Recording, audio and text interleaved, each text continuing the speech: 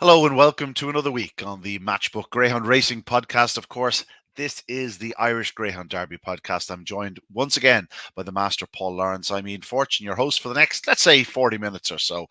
Be conservative because, well, when Peel gets talking, he just never shuts up. Anyway, before we get stuck into it, just to remember that sign-up bonus with Matchbook today. Pod 50 is your code, and you bet a total of £50 or more and on at least 4 different markets, and you'll get that back in free bets. It's a good offer if you want to get stuck in, get started up with us, and don't forget to like and subscribe to the video. Again, there's also a huge amount of content on the various Matchbook social media channels, including their YouTube page. Of course, it's a busy time in the NFL, Champions League, Premier League, and even the boys, and they are the best in the business in the football. They touch on the Championship and League One, League Two, and even touch on the European stuff. Well worth tuning in for. And of course, very busy time in horse racing also, with the jumps starting to kick on and the end of the flat season. So loads to look forward to and loads to look on. Matchbook Insights on your interweb, as they say. PL, we're into it. The Derby kicked off last week. We started last week with a chat about March on Freddie. I suppose we probably should start there again. 29-19. We both said he looked like he was tailor-made for Shelbourne Park. God, we're great, aren't we? I'm not going to hurt my shoulder now, pat myself in the back, but it was mighty impressive. And I have to say, it's not as easy to see in the videos, but from where I was watching, I thought he scratched around the opening corner. So I think there's a room for another length or two there. He's a stunningly fast greyhound. Yeah, I think so. The fact that, as I said, when I spoke to David last week, he said that the dog kind of he keeps progressing, and I think he's in his comfort zone now with Rachel Wheeler's yard, because he was born and bred there. And I just think that obviously you'd know more than anyone else. It takes time just to get used to Shelbourne. Now, he's had a sprint trial, but it's now getting used to these boxes, and I think the distance really suits him well. He's got early, middle, and he stays. So he is a perfect competition dog, as well as we saw back in Nottingham. So yeah, it's looking good for him. Put it that way, it's looking good for him. He looks the real deal, doesn't he? And I think the fact that he's a wide seed is going to help him as well, because he's going to keep getting his draws. There will be tougher tests, there's no question will. about that. His little brother, Bocco's Diamond, remains a pretty hot favourite at the head of affairs in around the 7-2, 4-1 mark, and you can see why.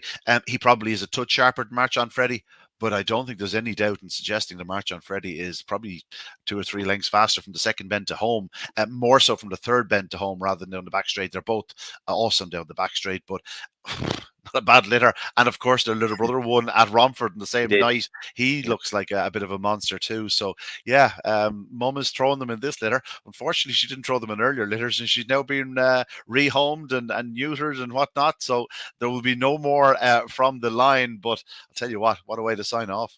Yeah, they do look really special. We mentioned, didn't we, last week that Brindle Bully was there, and it was good to see, because there's some new owners involved with that. So yeah, all's good in the world in that litter at any rate. And I think it adds to the spice, doesn't it, of the Irish Greyhound Derby this year, that the two brothers are at the top of the market, and they do look really special greyhounds. Yeah. March on Freddie set the standard with that 29-19 run, but I do feel that 1 or 2 people were more impressed by a couple of the runners on Friday night, because early pace wins the races. They say Bocco's Diamond, the aforementioned Bocco's Diamond, showed stunning early speed to win Heat 2 in 29-23, but a lot of people talking about Bombay Pat for obvious enough reasons. We gave him a good old mention here last week. He looks a monster. His pace into the opening corner was astounding. Again, and a sort of a new dog that's coming through and just started to progress, because he won the Maiden Derby, and he won the Maiden Derby in style as well. He has got, as you say, he's got stunning early pace, and again another wide seed. So it's going to be interesting, because a lot of the top end of the market actually are seeded runners. So yeah, it's got a great shape to it, a really great shape to it. It looks a very, very good Irish Derby this year. Yeah, Bombay Pat is just a fraction bigger than March on Freddie. Of course, Bocco's Diamond, as we said, available at 9-2 in Matchbook Betting Exchange. That 9-2 is okay, considering the fixed odd firms are probably best about 4-1. Now, would I like to be back at something at 4-1? I don't think so, although the opening round was very encouraging.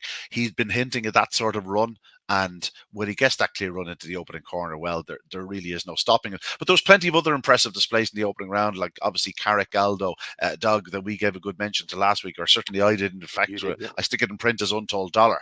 Untold Dollar, forced to check twice. I'm not sure of his seeding. He's a middle seed. He's got to get, or he's an inside seed, but he's have to get in 3 again. I probably would like to try him a little bit further out, but I think the key to him is to find his trapping boots. If he does find his trapping boots, he has as much early speed as probably most of the dogs in the Derby, with the exception of maybe 5 or 6. And I thought he was very impressive in winning in 29.55. Another dog you want to give a mention to is 7 Beach. He also impressed, but you have a slightly different view on where he should be seated. Yeah, I think he should be a middle seed. I think he wants to be drawn on the inside of those early pace wide runs, because a lot of them are early paces. You've mentioned these dogs, and they're fiercely early pace back straight. And of course, he matched Bocco's Diamond on a couple of occasions, and he did match him as well, Ian. So he's that quality. Jennifer's won the last 2 derbies. I'm not criticising the way she's training. If he was mine, I think I'd want to be drawn on the inside of them. And I get the point I think you mentioned as well, that he's better drawn in 6 because it fetches him out the boxes. But if you're then drawn on the inside, say of a March on Freddie or a Bocco's Diamond, you've got to get across him, and he's definitely edging into, I'd say, lane 4, the worst way. So yeah, I'm not saying he's diving there in, but he's definitely edging in, and he just, in my opinion, just looks more comfortable being in the middle. It's the night where he is drawn 6 and he has a Bocco's Diamond or a Bombay Pattern 5 that's going to be the issue, and that's the issue. I would sooner him on the other side of them, while I would also prefer Bocco's Diamond or Bombay Pat or the likes on the outside of 7 Beach in that situation. I agree with you. There are, of course, a few big finishers in the final or in the competition still as well. We've mentioned a few of the early pacers that really impressed. But the likes of Boyle Sports Bob, like we said it here last week, his ilk or a Boyle Sports Bob is going to be in the Derby final or Derby semi-finals, and I saw nothing to dispute that.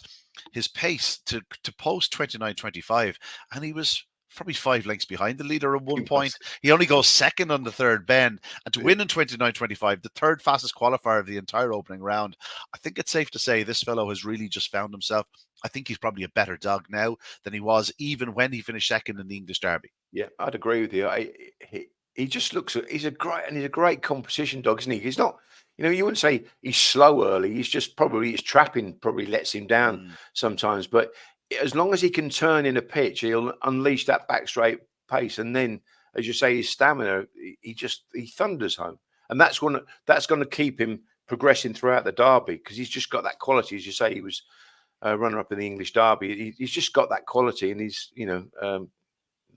they know how to train a dog, don't they? They certainly do. And this type of dog in particular. Like I've spoken to Kevin, God ad nauseum. I spoke to him twice on Friday and Saturday night for various podcasts. I spoke to him again on Monday, a different one. And like the dogs I throw at him were the likes of JT Jet, JT Taylor, strong, powerful greyhounds that wanted the stripes, big black dogs that could really drive to the line. And Hennessy really does seem to get the best of these types of dogs. And he's not even gone to the well yet with Boyle Sports Bob. There's no question about that. Like, he sort of looked half tuned up to halfway the other evening. It was only from halfway that he really started to show.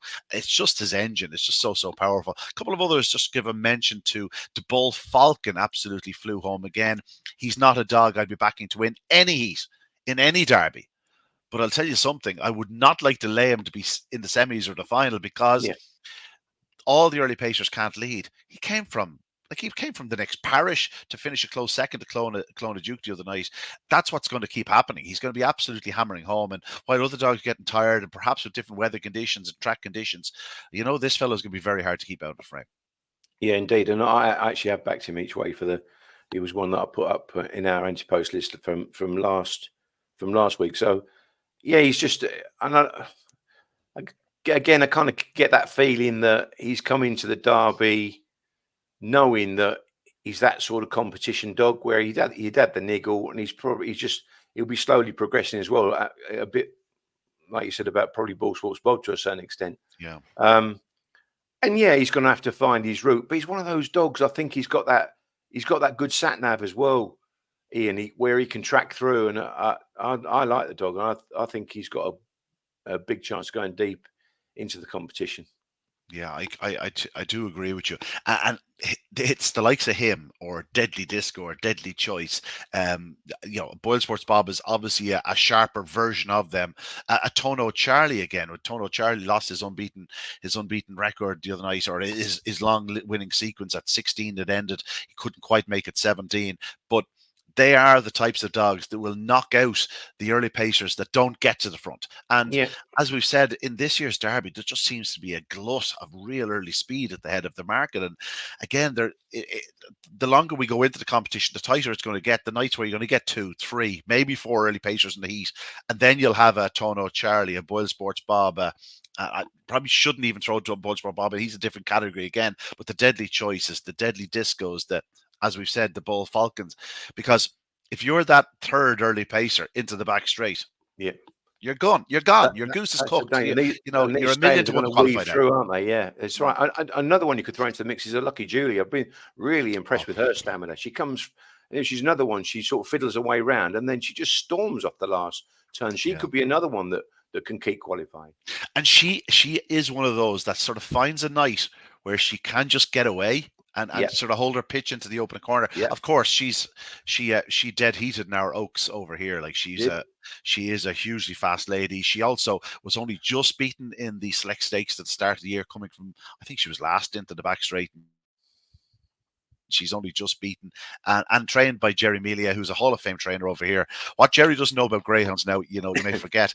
He is something of a legend, and the Lucky Julie is one again that could certainly go deep into the competition. I noticed in places that price for a bitch to win or a bitch to reach the final has shortened. There were some mighty impressive displays from the ladies in the opening round. There were. Yeah. Any other dogs you want to give a mention to? Like I just touched them briefly there. Clona Duke, great to see him returning after a layoff. Can only improve for his opening round run, 29.66. Left his rival standing to the third bend. He's 6 or 8 clear at one point. Yes, it's the Bull Falcon catching him, but you'd expect Clona Duke to strengthen up. And we know what a classy animal he is.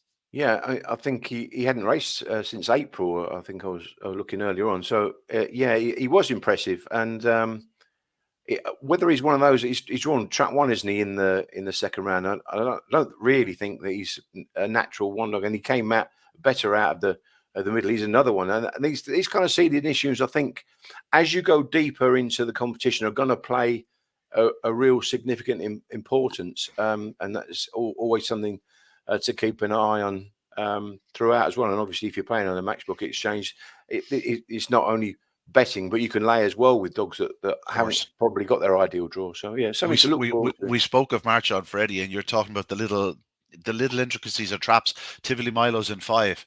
Like exactly. He's a 6.5 runner. Like he will take a step right. Now, March on Freddie could well be too sharp for him at boxes, but those are the little things you have to look out for. 100%. It's the difference between being 4 on and being 4 to 7. I was thinking that earlier on myself, I must admit, because actually the lads, to be fair, the young lads, Connor and Dylan, they put that, haven't they? They put wide run up. I think he's more off start, isn't he? I think he's more taking that step, even out of trap 5. I've noticed in some of his earlier races as well. He just takes that step early doors, and as you say, he's not always the best of starters anyway. So, but he just gives you something to think about, just in case March on Freddie doesn't hit the lids and he sort of maybe just half misses it himself. He might just get that little bump early door. So you're right. When you're betting that short, it really is something to think about. The one that certainly caught my eye doing it a little bit of that in the early yards in his opening round defeat. Now he ran well in defeat behind Carrick Aldo, was checked for cash. Like he's out of trap 1. And within strides, he's in 3. And he did take that little bump off the 2-dog. He obviously gave the 2-dog no chance in the heat. But that's what you have to look out for. In other races, like you see the likes of Kapuka Warrior. He's such a regular Shelburne Park and Kilkenny, and he wins his races when he should, and when he doesn't, he doesn't. When he's drawn off the fence, you can generally get knock him out. But he was drawn in 1 in the opening round, and again, punters latched onto that. He came in for strong support, and it was a professional, as you like, away and gone. Baldabolo Jim was out in trap 6. He had a great draw, and dogs with the right draw in the opening round, they they tend to make the most of it. Like there was plenty of dogs that were facing a tricky draw, and it showed. Like the likes of Callaway Kinagare was odds-on favourite, but he was racing from trap 4. It was always going to be tricky, and in the end, he was lucky enough to qualify. He was, and again, that's the testament maybe to Owen and the fact that dog. The more I watched him again this morning, he's actually crying out for further now. I think already. I know he's not had he's not got that many races under his belt, but he just looks like he's lacking it in the early pace department, and it's got to find him out, because again, we will talk about dogs coming from off the last bend. He's thundering home. But he's just got, again, for an inexperienced dog, now he's got to mind himself. There are a lot more experienced dogs, such as maybe the Bull Falcon, that are used to that sort of having to come from off the back. So, yeah, again, something to be mindful of. But it just makes it so much interesting, and there's so many talking points for this Irish Derby. It's great. Yeah, and like we did see the difference between industry SPs and on-track SPs, and also like you look at some of the exchange prices compared to the industry SPs. The Laddie Daz returned 5-1 on. Like I didn't see any of that. I don't know where that 5-1 on came. Now, if you're backing the Laddie Dad 5 on, you really do need your head examined. This isn't a Wingo. This isn't the same dog he was this time last year, who was capable of a flying start, getting out in front and dominating. And at that point, we didn't even know what he was. We thought he was more of a front runner. Now, he's strengthened up. And this year, he looks more and more, as you said about Callaway Kinagare, like he wants 575, 600 yards. Like both of those dogs we've mentioned there, Deladida and Callaway Kinagare, will be odds on again. Like, will you be looking to take them on? Like, is it a case of one bitten's twice shy? Do you think they'll drift in the night, or what? Like, I could certainly see value alternatives against both of them. Yeah, and Deladida is one of the. When I said to you last week, I said that he, probably he's going into this competition half cooked, and you said, well, he's had a few sprint trials, and it's one of those where he's a hard dog to weigh up, because we both. I mean, when he was in the English Derby, we both you latched onto him a lot quicker than I did. But he is that good competition dog, and he has got strength. But he kind of got crowded, and he was making a meal out of him. Where I think the old Delardi, I think he ran off, didn't he?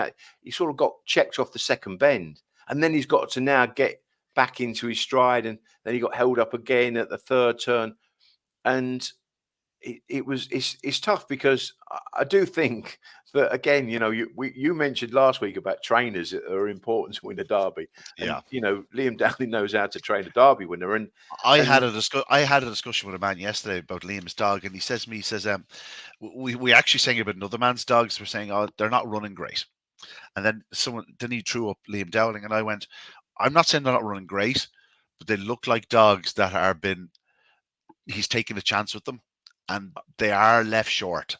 And I think, like, Ballymac Danica is the prime example. Yeah. She does everything right. It looks like it's a 29.40 run. She does 29.82. The third bend split isn't sensational.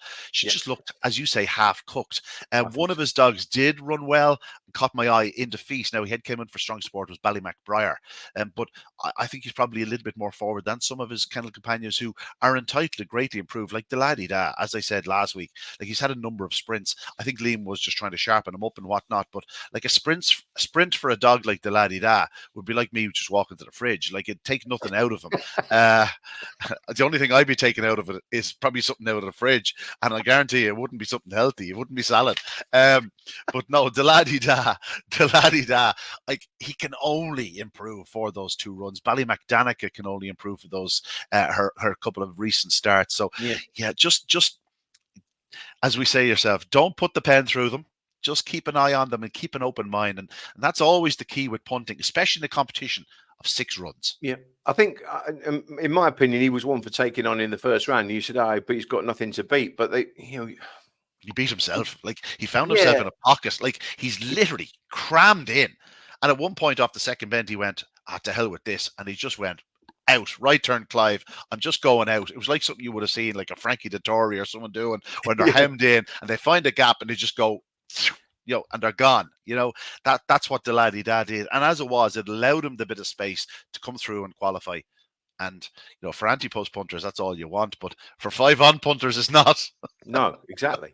And this is this is the kind of thing that you've got to weigh up. And as you say, you speak to people and you kind of get you gather that little bit of information. You watch videos sometimes. I thought with Danica, she just looked so short when I saw her before the first round, and I feared for a little bit. But to be fair, she had that makeup where she looked guaranteed. She had a box. She had a draw. She looked like she was guaranteed to lead, and she did. And as you say, the time told you, well, she's still not quite there yet. Which from if you're with her, it's still going to excite you a little bit because you think, well, Liam's going to fetch her on. She's going to stay that little bit better because she is that sort of bitch. So yeah, it's just working out, isn't it? Fitness levels, draws, that sort of thing. It's as I say, it makes this intriguing. I said to Lorraine earlier on, I said I'm loving this Irish Derby. I know I was going to before it started, but now I am. Now we've seen the first round. Yeah, I'm up to my neck in it. Let me say it now. Yeah, I'm not sleeping great. Let's talk about the second round. Obviously, we have 16 heats. It's the last time where the heats will be split through the competition. It goes back to one night from here on in. But these 16 heats, 96 dogs will quickly become 48. Let's try and throw a bit of shape on some of the heats. Is there anything that stands out for you on Friday night? Just a brief overview. The first heat, look, we have Kapuka Warrior. He's trending around even money. I think, what I noticed in the opening round, that the short ones got considerably shorter and the big ones got considerably bigger. I thought there was a lot of disparity. I thought they should have been much more contracted in certain heats. Like Kapuka Warrior, if you're going on the opening heat or if you're going on the opening round, like he's in around 10 to 11, 11 to 10, sort of in around that mark. If you go on what you saw in the opening round, he could return 4 to 9, which seems madness for me. I will definitely be opposing him. I'm definitely going with Magical Sapphire in this contest. She shook off a couple of rivals last week. I thought she ran well. She's only starting to get going off the last bend when she just sort of found a little bit of room and she charged clear into the escape. I really like her. I think she's a hell of a bitch. I told you last week that I've selected her as my top pack Guilfoyle runner at a decent enough price. I think she'll progress. Sid Zafiro is one that certainly gets a mention as well. So I'll be taking on Kapuka Warrior. But that doesn't mean I'm ruling him out. I just take him on at the price. Yeah, no, I thought it was they were the two runners really with Kapuka Warrior. I think he's trading about 13 to 8 and she's 5 to 2. So it's one of those where you kind of got to make your mind up between one of them because you can't really bet about the both of them particularly. So yeah, I think I'd side with probably red on the draw, but again, I'm a big fan of Sapphire, and I did back her in the first round. So yeah, there is a lot to like about her. Yeah, Sapphire for me. She actually happens to be one of my sort of better bets on the night, just given the fact that she's odds against and she's she's generous in spirit. She's one of those that gives you her all. She is, even when she's led, she'll be absolutely hammering home, and there is nights where she can lead. So yeah, touch wood. The second heat, we have an odds-on favorite here, Dynamic Force. He's around 4 to 5. What else have you seen about him? Like this is one that I do believe will go off 4 to 7 or shorter. Yeah, he's a dog actually probably. I think I prefer him out of 6 as well. He won out of 5, didn't he, in the opening round? He didn't really hit it from the boxes, but it was that early pace that took him to the front. So, and it was his first time at Shelburne as well. So again, if he just starts that little bit better, he runs a great corner, doesn't he? He does, and he did a 17-20. Perfectly reasonable third bench split. So I thought I'd mention Ballymac Finn here as well because he actually got crowded on the run up. He got knocked about quite badly. And I'm not saying he really wants to be drawn in track one, but Ranulph Scotts didn't really. He kind of missed it and slipped at the start a little bit. And I just wonder whether Finn actually could turn into pitch, and he could probably qualify at probably one of the bigger prices. So he might be a place bet, something like that. I'll be honest. I've had a little nibble in this race. I've no interest in backing odds on. Fairy Footsteps in Trap 3 at around 16 to 1. She's an absolute natural starter. She certainly looked that way earlier in her career. She's only recently returned after a layoff, and she hasn't quite got the starting right. But I thought she showed a bit down the back straight the last night in the opening heat of the Derby. And with the flying start, which she's more than capable of, she's certainly in the right hands. I just thought 16 to 1 was a complete insult about a bitch who I actually stuck in at around 6 to 8 to 1. There's dogs in this race I would have her shorter than. And I just thought she was my lively outsider, shall we say, of the opening round, nearly certainly of the opening night. I think we both fancy March on Freddie. We've already touched on Tivoli Milo.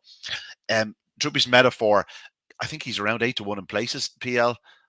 I don't think he'd be that on the night. I think he'd be about half that on the night.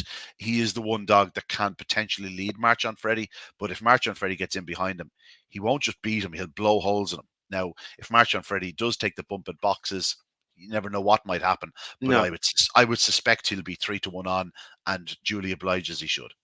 Yeah, but you're right. Droopy's Metaphor is showing early pace, and probably I don't think 3's really going to worry him particularly. And he has got a nice turn of early. Again, another dog that I do like, and you mentioned him last time as well, is Pat Buckley's House Mite, and he wants Trap One. He wants Trap One to die for.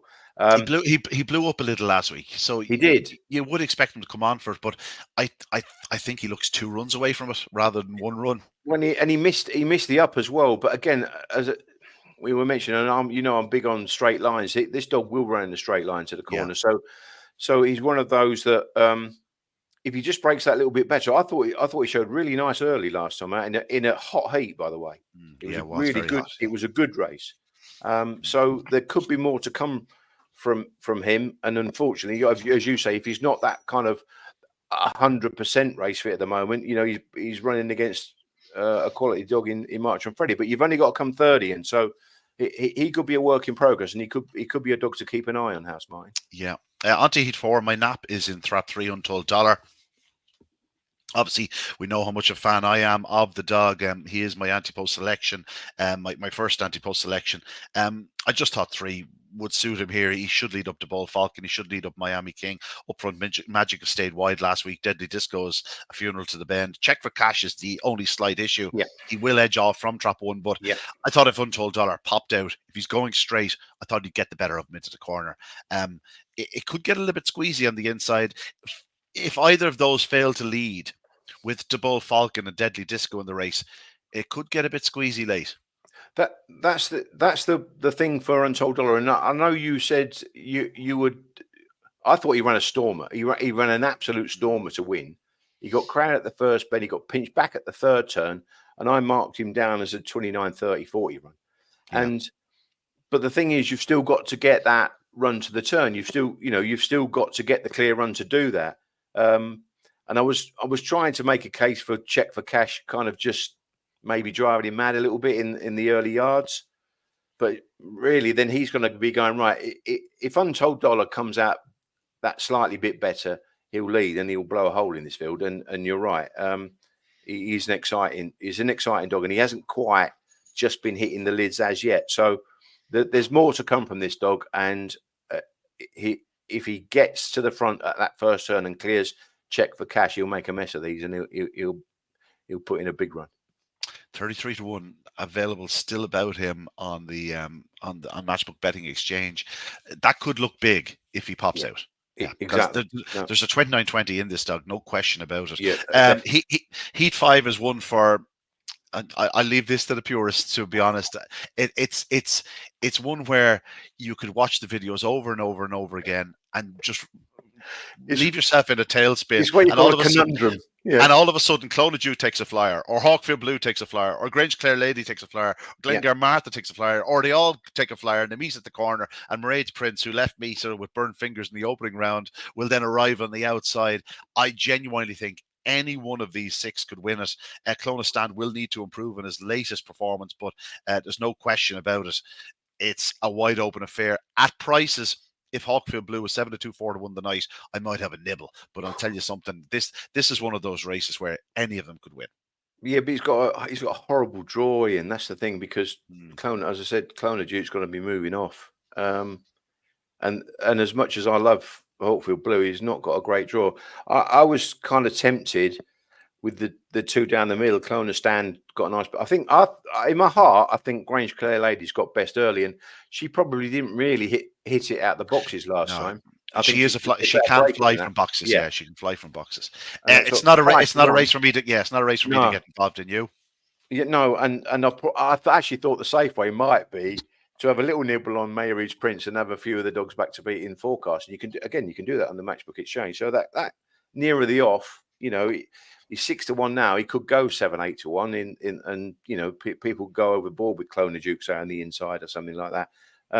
It's a tricky race to work out. We haven't mentioned Glencar Martha, but she's got to do everything right to clear. She's only. Clear lady. I heard Damien Lonigan saying it earlier on. She's only 13 and a half, 14 weeks. So just don't be surprised if she, she's feeling well in herself. You never know. Like we've seen her in the early rounds of competitions before. She's a proper lady. Heat 6 is another sort of tricky affair. Listen, I've gone with Seven Beach. I think he might just out-trap them, and I think that might be the key to success. But like, if he makes any mistakes, Short Grip in 4, like what a race she ran the opening round, ran like she would come on for it as well.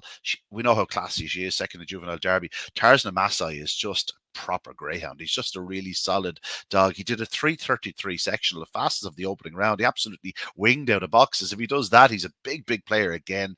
Obviously, he's still a big player. He's second favourite in. Short Grip just marginal, a third favourite behind Seven Beach. But, Unanimous Panther. We saw him in the select stakes. We saw him in the, in the early rounds in Limerick. We saw him in the produce stakes at Clonmel. He's a class act. And then even on the inside, Rushy Meadows, I can make a claim for her. She just checked off the second bend the last night. I'm not sure she wants to be in there. I think she's more of a middle runner. But again, things could get squeezy on the outside. Not a race I'd like to be getting too heavily involved in. No, again, there's another race that I delved into this morning. I caught the Dale Road Devon dog. He caught my eye, and I thought, oh, lovely. He got crowded at the start. He got knocked about, and he ran. In my eyes, he ran really, really well. And I thought, oh, this will be. And I'll see that 14. And I started to analyse the race. I thought Rushy Meadows flew up last time out, and she actually met Short Grip back in November and was better to the turn than Short Grip when they both ran behind Sing Along Dolly. And I know that Seven Beach and Short Grip have matched each other. And again, Seven Beach was drawn on the inside of Short Grip. And if you look at them to the bend, I don't think Seven Beach has got a length and a quarter in hand to Short Grip to the turn. So I think he could be in trouble. And Tarzan Amasai took off. Unanimous Panther probably, I thought he might have looked after himself a little bit after a slow break. And I know he can break better than that. But he's got to go something to lead this field. He has had a niggle, and they were rushing him back. So it could well be the case again. I gathered. He's probably the first dog I'd put a pen through, given that fact. But again, it'd be no surprise to me if he returned to something like his best. Exactly. This is a really, really good race, and my plan here would be the opposite of you. I'll be against Seven Beach. Yeah. I think he's surrounded by speed, and so if he doesn't hit the hole, that's why probably if you graded this, or if you were a fan of Seven Beach, you'd want him drawn inside Short Grip, and that's why I think you should have a middle on him. So. I get the sense he probably does have more early than those around him, but he's going to need to wing out of boxes, and that's the thing. Yeah, you don't want to be betting dogs to wing out of boxes. Like you need them to. Not in this lineup. Yeah. I mean, Rushy Meadows is massive at 8. So I think she's a big price because she could take advantage if those dogs on the outside do have a little bit of a coming together. And I mean, as I say, Tarzan Amasai, I was trying to make a case for him, but if Seven Beach outstarts him, he might not clear. But if Seven Beach then has a bit of a nudge with Short Grip, it could fetch him in the race on the outside. Yeah. It is one of those scenarios, race. I just don't want to back a dog at 6-4 in this race here. No, nor me. On to Heat 7. Bocco's Diamond is, odds-on favourite, and probably will be shorter on the night, given the fact that the way they went in the opening round. But Caracaldo just could make life difficult for him. My fear is that whichever the pair doesn't lead, again, you have the likes of Tono, Charlie, Ballymac Gizmo showed signs of a return to his best last week. Scooby the Boss is even strong and in good time was a good winner. But this isn't just as straightforward as it looks for Bocco's Diamond. He will need to be clearing Caracaldo, and that's no easy task. No, it's not. And you're right. It's again, he's odds on, and he's a brilliant dog. But this is a test. This is a test for him because Caracaldo was very, very impressive. I mean, even the third bend sectionals tell you that, Ian. 1685 for Bocco's Diamond and 1692 for Caracaldo. And he was impressive to the bend, Caracaldo. He doesn't always break like that. Don't get me wrong, but if he does, then Bocco's Diamond's got. And again, he's another one. I think he wants he's probably going to edge into lane 4.5, something like that. And, He'll go up. Harry He'll go Calder's up. going to stay where he is. You'd suspect he'll go up reasonably straight, and then when the gap opens up, he's gone. Like he'll cut the corner nearly. You know what I mean? Yeah. But I don't think he's stupid. I don't think he'll cut it if there's no room I think there. You're right. I think he's just that well-rounded dog, isn't he? He's just. I think he'll find a way. I think that's the best way of saying it. Yeah. I thought Ballymac Gizmo was a big price. I just mentioned that 12-1. I thought he was a big. I think he's got a good draw in 3. I think that's where he wants to be. And he could easily qualify. So you could throw a few euros on that, maybe in the place market or something like that. If he clears the top 2, which is very, very, very possible, he's a player. He's certainly a bigger player than the 10 or 12-1 suggests. Moving on to Heat 8, and look, again, you spoke about 7 Beach. I'm not sure I want to be back in that around 6-4. I think could be a similar scenario with Tribal Sid. He's a real professional, but we have seen him miss the kick the odd time, and if he doesn't lead here, he's a million. You got 2 hugely fast ladies either side of him, Undulation and Lucky Julie. You throw in JT Craze, who ran well last week. Even the complete outsider here, Dino's Bay, ran a big race behind Balnabula Jim. Drubby's Carbine, that's his box in 1. Just another one of those affairs where I wouldn't be getting too involved. If they went a stupid price, maybe about Undulation or Lucky Julie, I'd be tempted, because I think either of them, doesn't matter what company they're in, they're entitled to go very close. Yeah, I'd agree with you. I think, again, Undulation, she never really came away racing, and that's probably is a Achilles heel. She's just a greyhound that's got good quality. She's fast, and again, probably a good competition. She sees it out really well. So she's one that actually she came out racing here. She would give Tribal Sid something to think about. And I think then when Undulation's in front of Lucky Julie would find it hard to back run the class of Undulation. So you're right. Probably the safe way here would be have a little, maybe even a little place bet on Undulation, something like that, because I think she'll go close in this lineup here. Yeah, she always goes close. She just finds a way, doesn't she? Again, my lively outsider of the night there is Fairy Footsteps at 16-1. If that wins, you can be absolutely certain I'll have the trumpet polished up for next week, PL. Don't you just worry about that now, right? We'll move on to Saturday night's action. Heat 9, Deladdy Dan Trap 1. We've touched them already. It's a case of finding one to beat him. I wasn't mightily impressed with Nocky and Dazzler, and I do think of all the early pacers in the competition, I think he's the one that's probably most vulnerable. If he doesn't lead, I really, really I really cannot see him qualifying. If he goes any further than this, because even if he doesn't lead in this contest, like the likes of Extra Gain and Ryho Beach will be hammering home. Clonford Danny is very strong. We saw how well she ran last week. So if the laddie da happened to take one of his flyers and find himself in front off the second bend, Nocky and Dazzler could well disappear out the back. He's around the 5-2 mark, Nocky and Dazzler.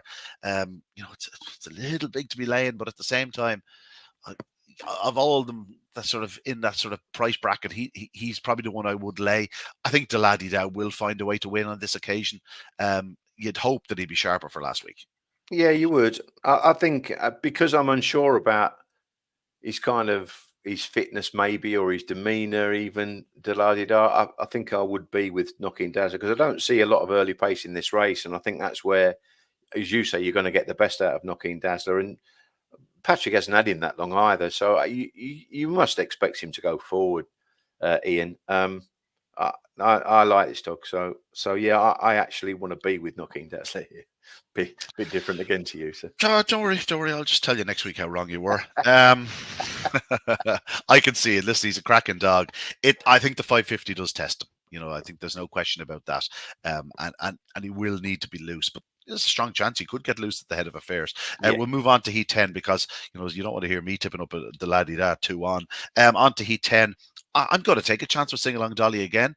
I was very impressed with her opening round effort. She did everything right. Winged out 29.39. She is capable of that start all the time. She's a fairly consistent boxer. She stays 600 yards. I just thought there was a lot to like about her. I would certainly be backing her ahead of Carmack King, who did come forward again last week, and we know how good he is and has been. But I just don't know if he's as sharp as some of his rivals in this derby. And I think Sing Along Dolly, just on the inside line, could get first run them. I think that'd be the big difference. Obviously, Why I Bonnie Lad is her biggest problem. He Yeah, can go to definitely. a corner, Yeah. but he won't move out in her.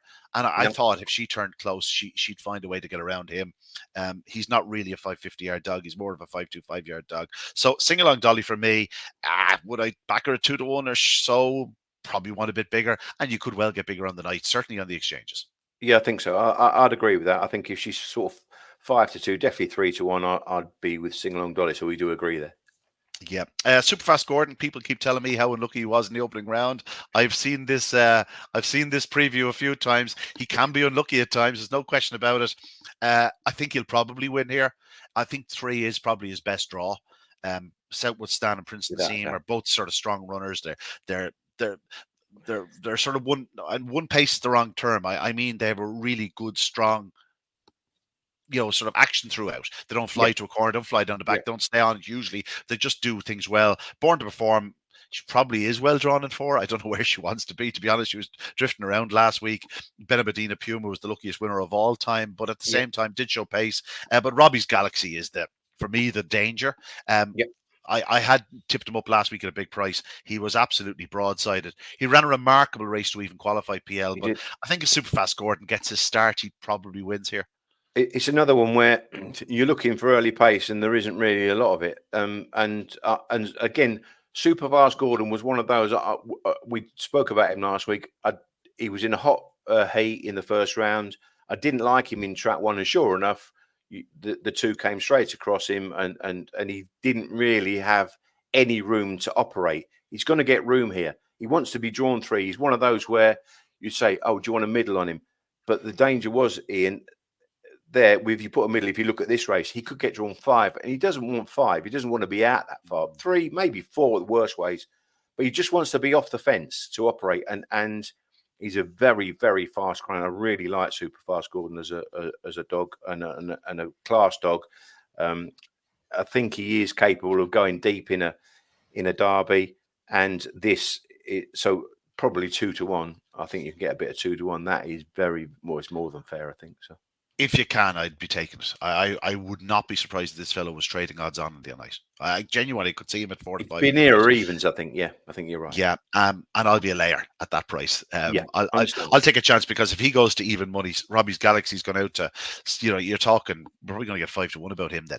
And that's too big. I think he's a really powerful greyhound. And again, you could bet Robbie's Galaxy win and place. Do you know what I mean? Because he's that sort of dog. So very much so. And if let's say that Born to Perform, there's no guarantee that she'll. I know they've reseeded her to middle, and she did drift off last week.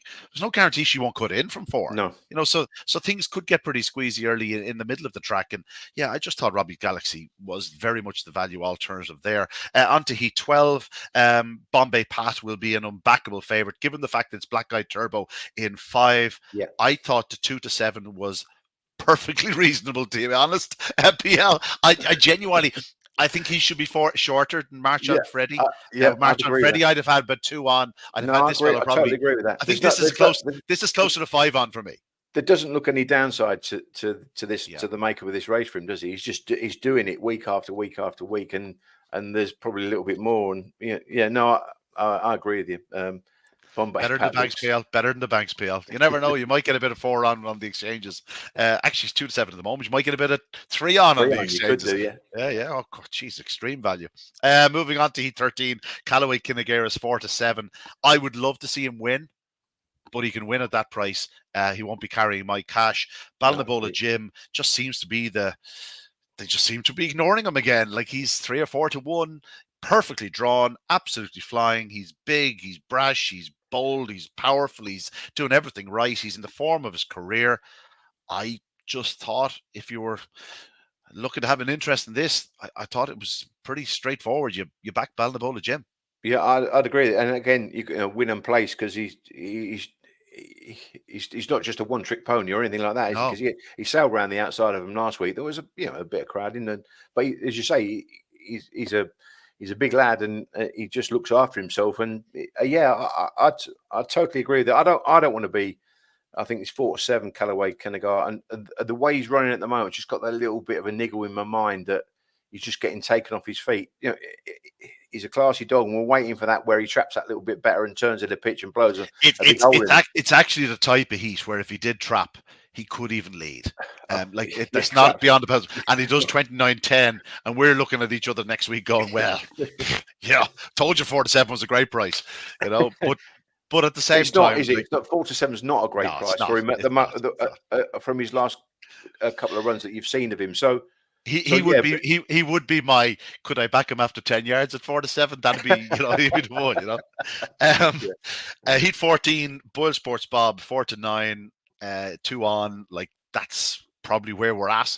I'm not sure any of the others can just go as fast as him. Simple as that.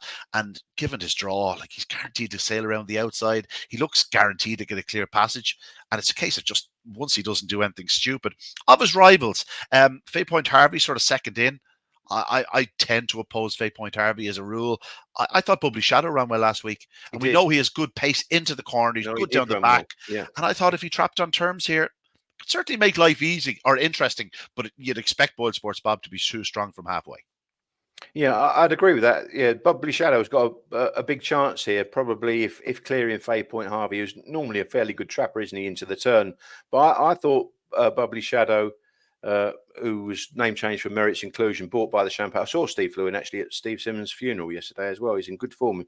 He's just turned 70 now, and you wouldn't believe he was 70 years old, Steve Lewin, who runs the Champagne Club. But sign of an easy life, PL, like yourself, But Bubbly Shadow, yeah, I agree. They did run very, very well last week, and you probably could do worse, couldn't you, than throw a few shekels at that sort of price and even bigger maybe on the Matchbook Exchange come the race time, because I think most people will want to be with Boyle Sports Bob because he just looks the real deal, don't we? We've waxed lyrical about his attributes, but yeah, if you don't really want to get involved at odds on a short price, then maybe Bubbly Shadow at a big price on the exchange. Yeah, onto Heat 15, quite an open affair. They've made our cracker favourite. I actually prefer him in the middle. I think he just breaks that bit better from the middle. Arthur Cornflake is entitled to run well. I thought he was very, very good in the opening round. Looked like he'd never left Shelburne Park. Looked really comfortable in surroundings. Ran on well behind Nocky and Dazzler. He's only beaten 3 parts of a length by a classic winner.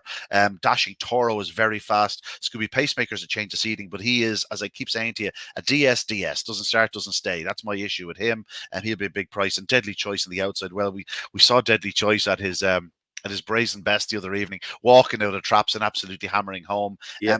Didn't find an awful lot more off the final bend to the line with In Good Time, who did stick on grimly. I've nominated Dashing Toro here at a decent price. His best early season form did the clock down at Tralee. He ran very well in a couple of 5.75s around Shelburne Park. I thought he'd come on for last week's run. He was beaten well into fourth spot, but I just keep going back to that best form, and just at the prices, it's probably not a heat to me to really get involved in. But I just thought if Dashing Toro was sort of 4-1 plus, I'd have a nibble. Yeah, I'd agree with that. It's probably, you'd say again, it's the kind of draw in that you think on the face of it, oh, cracker drawn in one, and probably being the best dog in the race, but it's just that little niggle. Will he actually come out again like that, and he probably edge off? So. Yeah, I might be the same. I might just have a tiny bet on Arthur Cornflake because I thought you ran well in the first round. Yeah, no, and well done to Pat Godfrey for bringing him over. I read the piece this morning in the Racing Post, and like he was sort of, the last minute sort of decision. He just said, well, the van's acting up. Sure, I'll go to Shelburne Park. Like, I'm not sure about the logic, Pat, but we're glad you're here. Fair play to him. And as he said in his piece, like, it's just, 1 minute you're at home and the next minute you're at Shelburne Park in the Derby going, geez, how did I get here? Well, that's what it's all about, Pat. That's what it's all about. Well done to you. And I hope you're there for another round. Your dog ran a blinder last week, and hopefully he'll do so again on Saturday night. And to the last of the 16 heats, and it's quite an intriguing one, PL. I've gone with Cheap Sandwiches. I thought of the short ones, he's the one I probably would back because I think he's more forward than the dogs he's taking on here, especially the 2 Liam Dowling trained runners. But like, he was desperately well. Listen, he may well have been beaten by Crafty Shavu the other night, but I think they were probably going to both go round in about 29.30, 29.30, 29.35. I think they were both flying. Got badly balked in the opening corner. He actually ran a hell of a race to qualify in second spot. We know he's capable of doing a 29.30 around Shelburne Park from that perfect draw on the stripes. I just thought he'd be in front. Ballymac will certainly improve for last week's run. I think she probably need another week to be sort of back to something close to her very best. Ballymac would be the value alternative for me if I was, again, that each way bet. PL, that's an option there. Win on place with Ballymac, perfectly drawn on the fence. And if he does trap on terms, whereas he got crowded runner up last week, he may not get that same sort of problem here. I thought he ran considerably better than the 29.99. I think he's more than capable of a 29.50 type run. Whether that's good enough to beat cheap sandwiches, I don't know. But you pay your price and you find out. Yeah, but that's the thing, because he's probably more of an early pacer, isn't he? It's that Ballymac cash out, Ballymac Cams litter. He ran strong last week. Like, he was headed by a couple of good dogs down the back straight, and he looked for all the world he was gone out, and he just battled back. He did. Yeah, he did. But I have in my mind he's a front runner, though. That's the thing. That's the worry. And if he gets led by Danica, then he should qualify. He should qualify. He should. But I think Cheap Sandwiches is a very, very underrated dog. Very, very underrated. I don't think they're giving this dog enough credence. And again, in the anti-post market, I still think he's a good price. Because you're right, he's got a good makeup here. And we would have loved to find out see that matchup between Shavu and him down the back. But it didn't happen. It's one of those things. Now, listen, I have the best vantage point in the whole world. I'm looking over that opening corner, and there was nothing untoward from Crafty Shavu. They just clashed, and one of those where he clashed her. She's gone out, he's gone in, and they clashed, and she's turned, and then all of a sudden the 5-dog gets involved. And it was just one of those things. It just happens. It's a shame, because Crafty Shavu herself could have gone very deep in this derby, the way she's been running, and she is a superstar. Hopefully it's not the last we will see of her. She might have a run or two before nature takes its course. She is due to be bred as soon as she comes into season, so best of luck with them. One thing I didn't ask you, and I meant to ask you earlier on, was the Bull Falcon you mentioned about the each way. Since the opening round or before the opening round? No, that was before. Yeah, I told you about Mark, John, Freddie, and Cheap Sandwiches. I've backed the Bull Falcon. They were the main ones, and I kind of had really tiny bets on Bombay Pat, Dynamic Force, and down to you, Untold Dollar, and Check for Cash. So and I think that, again, that's on the exchanges. So that's the beauty of you can have the nibble and probably not worry so much about the each way and that sort of thing. When you're having a small bet, I think it was something like 70 odd on the exchange, and you can just, if you want to trade out, you can trade out. That's the beauty of an exchange. You could even just take your stake out. You know what I mean? Exactly. And have them running for free money. And exactly. It wouldn't be my modus operandi. Like, if you have one at 100 to 1, why give it back to them? You know what I mean? Like, let it run. But I agree with you wholeheartedly. Things can change with track draws as well and that's what I'm saying. We've analysed these races and we say, no, it's not quite the draw, and you still need that. You still need that little bit of luck. And we've mentioned about March on Freddie. I'm not saying, I mean, he'll probably get a bump and he will still win or come second or third or whatever. But when you get deeper into the competition, it's worth bearing that in mind, that you think, I don't like this draw, or you draw a really hot heat and think, I'll just take that little, take my profit and not lose on the race or something like that. So, it is worth bearing in mind as well with the likes of, let's say, of the ones you've mentioned there, an Untold Dollar, shall we say. We've spoken about his draw, that if he hammers out, gets on the bunny and does a 29.15 or 20 or something like that, and maybe one of the other big guns is turned over or even finishes second or doesn't sparkle, there you go. Untold Dollar could go from 33 to 1 to 14 to 1 in that. And all of a sudden, if you want, you trade out your stake. You're still on for a nice few quid, and bring it on. Like, listen, there's a lot of water to go under the bridge in the coming weeks. It's, like, we're recording this on the 23rd of October. And the final of the derbies on the 23rd of November. So, like, there's a full month of action, 5 runs still to go. So much can happen. We've seen it happen before, PL, but I think it's safe to say, even at this very early stage, that it's very much a vintage renewal.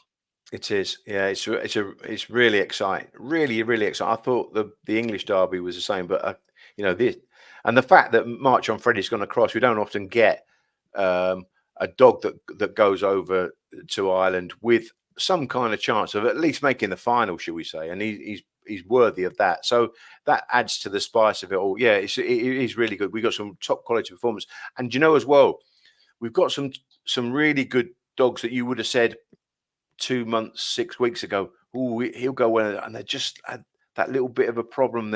It's not quite gone their way, and you're still waiting for that dog to burst back to life again. So it's really good. I love it. And the fact you can get the videos to hand, it's just superb. To use one of those buzzwords, March on Freddie, the engagement, as regards across social media and people talking about it, and like I'm on competition WhatsApp groups and whatnot, and like March on Freddie, just like the thing was just beep beep beep beep beep beep beep in front of me. Like you even turn your phone over, even if it's muted, you just turn your phone over because all you can just see is notifications.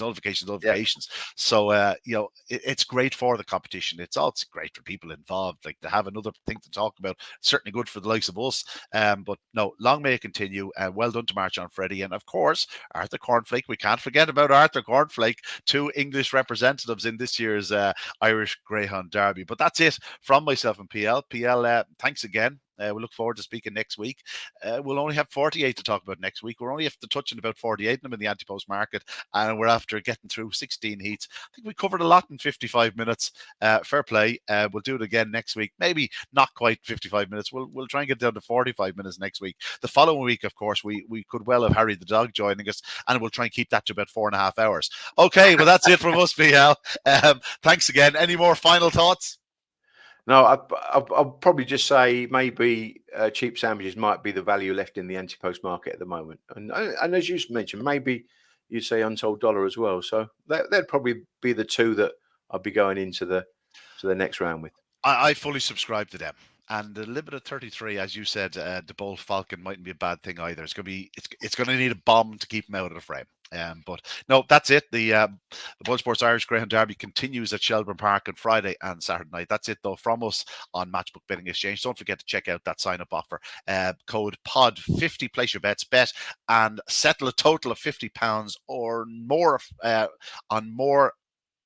on or at least 4 markets, should I say, and check out all the promotions on the promotions tab. Of course, Matchbook Insights, just stick it into the Google there and you'll come up to Matchbook Insights, all the details of the various sports across the platforms. But that's it from us on this Wednesday. Again, best of luck to anyone with a dog left in the Derby, and hopefully we'll be talking about it again next week. That's it, though, from us, from myself and PL. See you next time.